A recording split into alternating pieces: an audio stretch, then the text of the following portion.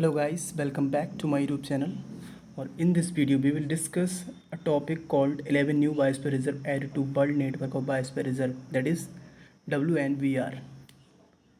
UNESCO, that is United Nations Educational, Scientific and Cultural Organization, added biosphere reserve from countries like Colombia under the Man and Biosphere Reserve, that is MAV program.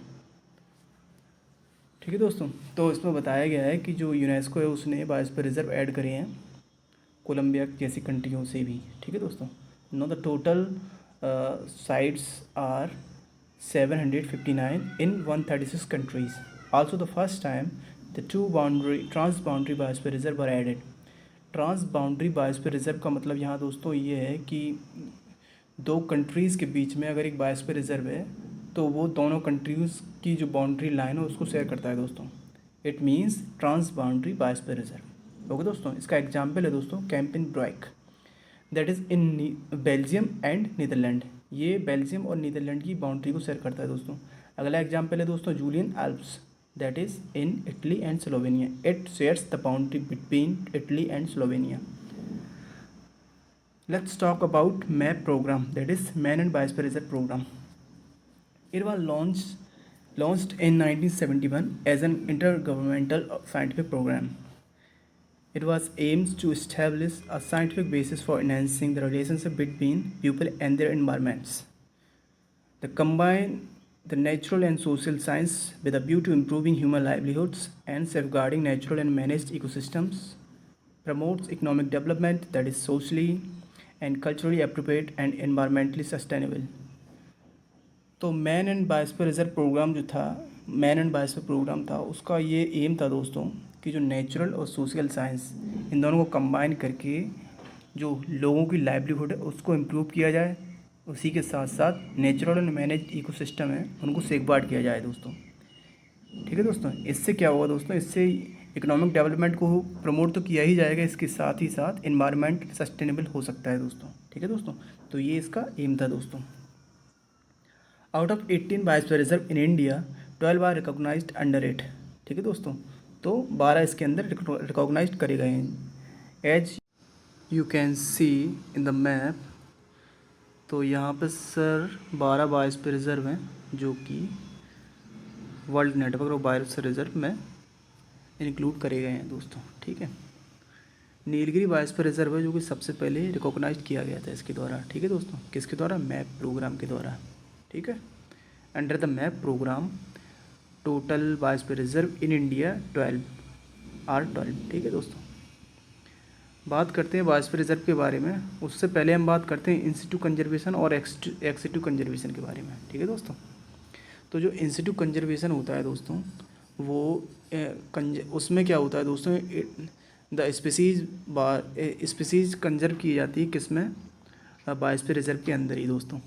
ठीक है दोस्तों, और जो एक्सिटिव conservation होता है उसमें क्या होता है दोस्तों, किसी भी स्पीसीज लाइक टाइगर और लायन इन सबको कंजर्व किया जाता है आउटसाइड द बायोस्फीयर रिजर्व। ठीक है दोस्तों, तो इंसिटू कंजर्वेशन में बायोस्फीयर रिजर्व या नेशनल पार्क के अंदर ही स्पीसीज को कंजर्व किया जाता है, जबकि एक्सिटिव कंजर्वेशन में बायोस्फीयर रिजर्व के बाहर किसी भी स्पीसीज़ को रिजर्व किया जाता है दोस्तों, कंजर्व किया जाता है दोस्तों। ठीक, बात करते हैं बायोस्फीयर रिजर्व के बारे में। तो areas representing diverse natural and cultural landscape across terrestrial coastal और marine ecosystems consist of 3 main zone: core areas, buffer zone, transition area. ठीक है दोस्तों, तो 3 जोन होते हैं इसके बायोस्फीयर रिजर्व के। हम चित्र के माध्यम से देखते हैं दोस्तों। You can see here it is the boundary of the biosphere reserve, and then here is another boundary and here is core zone. So you can see in the center it is called core zone। तो ये दोस्तों core area है दोस्तों। ठीक है, इसे हम core area कहते हैं दोस्तों। इस कोर एरिया में दोस्तों किसी भी तरीके की ह्यूमन एक्टिविटी अलाउड नहीं होती। ठीक है दोस्तों, क्योंकि यहाँ पर बायोडाइवर्सिटी का पूरी तरीके से स्ट्रिक्टली कंजर्व किया जाता है इसमें दोस्तों बायोडाइवर्सिटी का, ठीक है। It comprises a strictly protected zone, ठीक है दोस्तों, जैसा कि इसमें लिखा हुआ है दोस्तों। जो दूसरा होता है दोस्तों उसे कहते हैं बफर जोन। ये जो है ये होता है बफर जोन, ठीक है दोस्तों, इसे हम कहते हैं बफर जोन, ठीक है दोस्तों।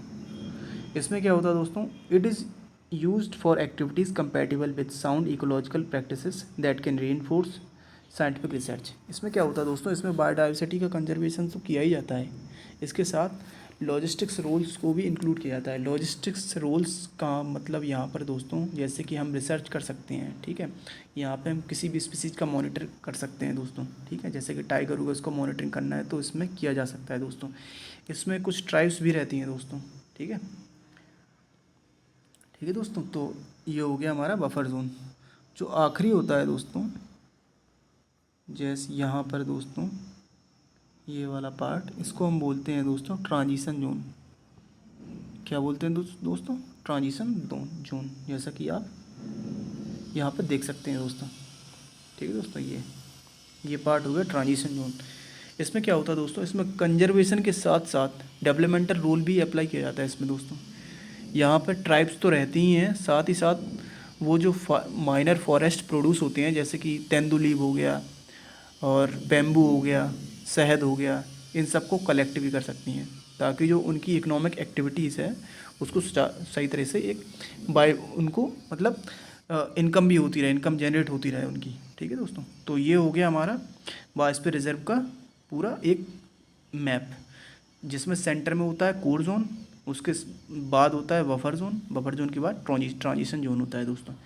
इसका एक सटीक एग्जांपल दोस्तों हम बात कर सकते हैं जिसकी नीलगिरी बायोस्फीयर रिजर्व की। इसमें क्या होता है दोस्तों, जो सेंटर एरिया है नीलगिरी बायोस्फीयर रिजर्व का, उसको हम बोलते हैं बांदीपुर नेशनल पार्क।